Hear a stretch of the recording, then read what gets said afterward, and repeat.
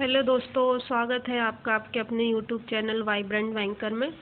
Friends, अभी हम पढ़ रहे हैं आईआईबीएफ के सीसीपी का सिलेबस कंप्लीट कर रहे हैं, जिसमें कि आज हम पढ़ने वाले मॉड्यूल इस वीडियो में हम जो टाइप्स ऑफ क्रेडिट डिलीवरी है उसमें पढ़ने वाले sole banking arrangement and multiple banking. उसके बाद वाले जो वीडियोस हैं उसमें जो rest type of credit delivery हैं वो पढ़ेंगे। तो फ्रेंड, अगर आप सीसीपी की तैयारी कर रहे हैं तो प्लीज़ चैनल को सब्सक्राइब कर कंप्लीट सीसीपी का स्टडी मटेरियल वीडियो लेक्चर्स मिलने वाले हैं। और ये जो वीडियो है वो JIIB CAIIB और सर्टिफिकेट इन MSME भी जो लोग करने वाले हैं उसकी तैयारी जो कर रहे हैं उन लोगों के लिए भी बेनिफिशियल है। तो अगर कोई आपके फ्रेंड इनकी तैयारी कर रहे हैं तो आप उनसे भी ये शेयर कर सकते हैं। तो ठीक है फ्रेंड, स्टार्ट करते हैं। इसके पहले के जो लेक्चर्स हैं वो आप लिंक डिस्क्रिप्शन में है, वहाँ से देख सकते हैं। ऑलरेडी हम 3 चैप्टर कवर कर चुके हैं इसके मॉड्यूल 1 के, ये 4th चैप्टर है। ठीक है, स्टार्ट करते हैं। तो फ्रेंड्स, प्रीवियस जो लेक्चर्स हैं उनमें हमने टाइप्स ऑफ बोरोवर्स को देखा है कि कितने टाइप्स के बैंक के बोरोवर्स होते हैं और कितने टाइप की क्रेडिट फैसिलिटीज़ उनको प्रोवाइड की जाती है। ये हम प्रीवियस वीडियोस में पढ़ चुके हैं। इस वीडियो में हमको देखना है कि उन जो टाइप्स ऑफ बोरोवर्स हैं उनको जो हम types of credit facility provide कर रहे हैं वो कैसे उनको डिलीवर किया जा सकती हैं वो क्रेडिट फैसिलिटी। तो ये चैप्टर में आपको पढ़ना है। तो जो क्रेडिट फैसिलिटी कस्टमर को प्रोवाइड की जाती हैं उनमें जो किस किस तरह से आप दे सकते हैं। सोल बैंकिंग अरेंजमेंट में मतलब सिंगल एक बैंक के द्वारा, मल्टीपल बैंकिंग, कंसोर्टियम लेंडिंग और सिंडिकेशन, ये क्या है आपकी क्रेडिट डिलीवरी की मेथड है जिसके थ्रू बैंक जो है कस्टमर्स को लोन प्रोवाइड करता है, उनको डिलीवर करता है। तो फर्स्ट है आपका sole banking arrangement. Sole banking arrangement में क्या है कि जो कस्टमर है उसकी जितनी भी क्रेडिट नीड है वो पूरी जो है वो एक ही बैंक के द्वारा पूरी की जाती है। सिंगल बैंक जो है उसको क्रेडिट फैसिलिटी प्रोवाइड करता है। तो इसको क्या बोला जाता है, सोल बैंकिंग अरेंजमेंट। मतलब कि जितना उसका क्रेडिट की डिमांड थी उतना पूरा एक ही बैंक ने अगर फुलफ़िल कर दिया है तो इसको क्या बोलेंगे, सोल बैंकिंग अरेंजमेंट। जो बैंक रहता है, अगर सपोज़ किसी कस्टमर का बहुत बड़ी क्रेडिट की डिमांड है, बहुत ज़्यादा बड़ा लोन का प्रपोज़ल है उसका, तो बैंक क्या होता है कि उसकी कुछ प्रूडेंशियल नॉर्म्स रहते हैं, लिमिटेशंस रहती हैं, उस तक ही लोन को एक्सेप्ट कर सकता है या कस्टमर को दे सकता है।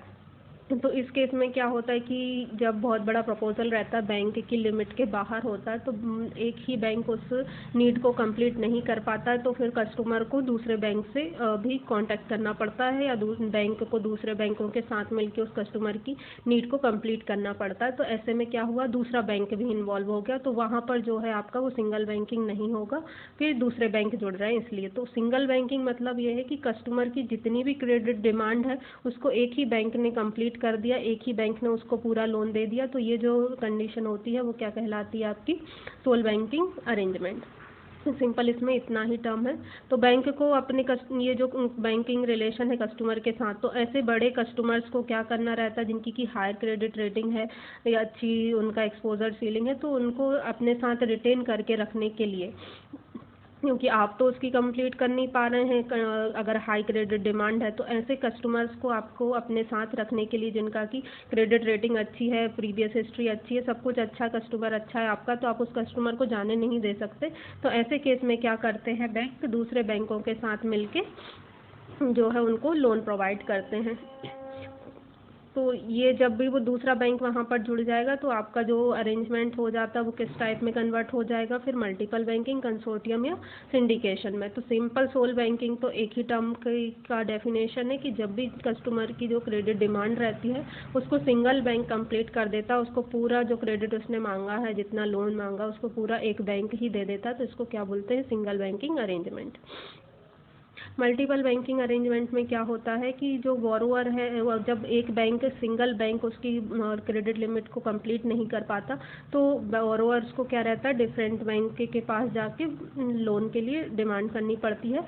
बस इसमें डिफरेंस इतना है मल्टीपल बैंक में कि जो बोरोअर रहता है वो इंडिपेंडेंट रहता है, वो फ्री रहता है, वो जिससे चाहे दूसरे बैंक से अपनी डिमांड, लोन की डिमांड कर सकता है, इसमें उस पर कोई बाउंडेशन नहीं रहता। उसने सपोज़ 10 करोड़ का उसका प्रपोजल था, आप उसको 5 करोड़ ही दे सकते हैं, तो 5 करोड़ के लिए किसी दूसरे बैंक से कांटेक्ट कर सकता है। तो यहाँ पर जो बोरोअर रहता है वो फ्री रहता है, वो एक से ज़्यादा किसी भी बैंक से लोन ले सकता है। तो यहाँ पर जो इस केस में क्या रहता है कि बैंकर जिनसे वो बोरोअर 2 बैंकों से या ज़्यादा बैंकों से लोन ले रहा है, वहाँ पर उन बैंकर्स के बीच में कोई कॉन्ट्रैक्चुअल रिलेशनशिप नहीं रहता, क्योंकि जो यहाँ पर बोरोअर है वो इंडिपेंडेंट रहता है, वो किसी से भी जाके दूसरे बैंक से लोन ले सकता है अपनी क्रेडिट डिमांड को फुलफिल करने के लिए। तो यहाँ पर जो रहता है कि हर बैंक अपना खुद का क्रेडिट असेसमेंट कर सकता है, और जो भी है उस बैंक से अपनी अलग इंडिपेंडेंट सिक्योरिटी हेल्ड कर सकता है, क्योंकि एक सिक्योरिटी उसकी वहाँ पर लगी है तो दूसरी वो कोई भी डिमांड कर सकते हैं। तो यहाँ पर बैंक की अपनी अपनी टर्म्स एंड कंडीशंस रहती हैं, जिसके बेस पर वो कस्टमर को लोन प्रोवाइड करते हैं। और यहाँ पर मल्टीपल बैंकिंग अरेंजमेंट में बोरोअर के पास भी फ्रीडम रहती है कि वो अलग अलग बैंक से लोन ले सकता है, तो उनसे सेपरेटली नेगोशिएट कर सकता है एक एक से, और जो भी उनकी सैंक्शंस हैं या रेट ऑफ इंटरेस्ट है उनमें वो नेगोशिएशन कर सकता है, क्योंकि उसके पास फ्रीडम है।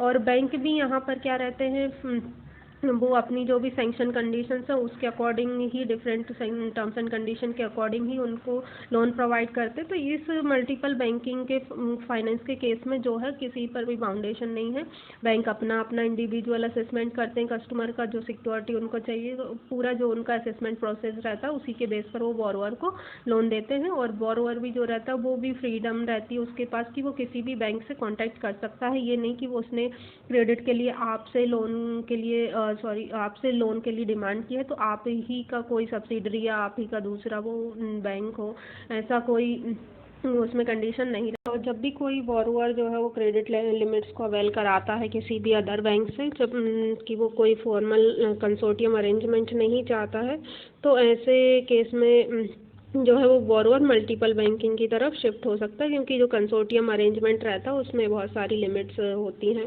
टर्म्स एंड कंडीशन होती हैं, वो नेक्स्ट वीडियो में हम पढ़ेंगे। तो जब कोई बोरोअर रहता है जब अपनी क्रेडिट लिमिट्स के लिए दूसरे बैंकों के साथ को कॉन्टैक्ट करता है तो मल्टीपल बैंकिंग के थ्रू कर सकता है। तो ऐसे केस में उसके जो रिकॉर्ड्स हैं वो उनको मेंटेन किया जाना चाहिए। और जो बोरोअर रहता है वो कहीं से भी जो है क्रेडिट फैसिलिटी अवेल करा सकता है, वो इसके लिए फ्री रहता है, परमिटेड रहता है।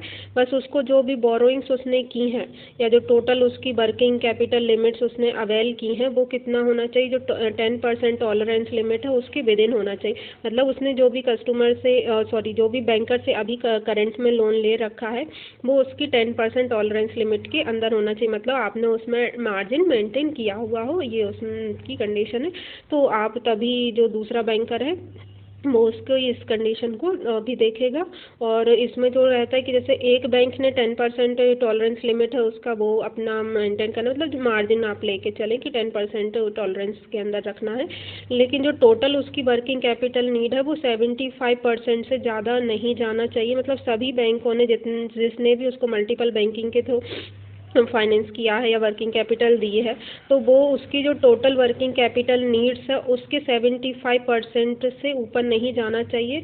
ये सभी बैंकर्स जो भी उसको लोन देंगे या वर्किंग कैपिटल फाइनेंस करेंगे उनको इस चीज़ को इंश्योर करना होगा कि 75% से ज़्यादा का उसका वर्किंग कैपिटल फाइनेंस नहीं हो, और 25% सभी बैंकों का एटलीस्ट मिला के एटलीस्ट उसका 25% मार्जिन मेंटेन किया गया हो।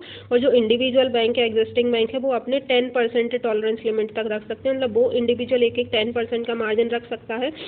लेकिन ओवरऑल जब भी दूसरे सपोज उसने एक बैंक से ले लिया और वो दूसरे बैंक के लिए जा रहा है तो दूसरा बैंक उसको ये देने के पहले देखेगा कि एग्जिस्टिंग बैंकर ने उसमें कितना मार्जिन रखा है, तभी वो क्योंकि उसको ओवरऑल 25% का मार्जिन मेंटेन करके रखना है, तो उसी परसेंट के बेसिस पर ही वो नेक्स्ट लिमिट अपने यहाँ से सेंक्शन करेंगे।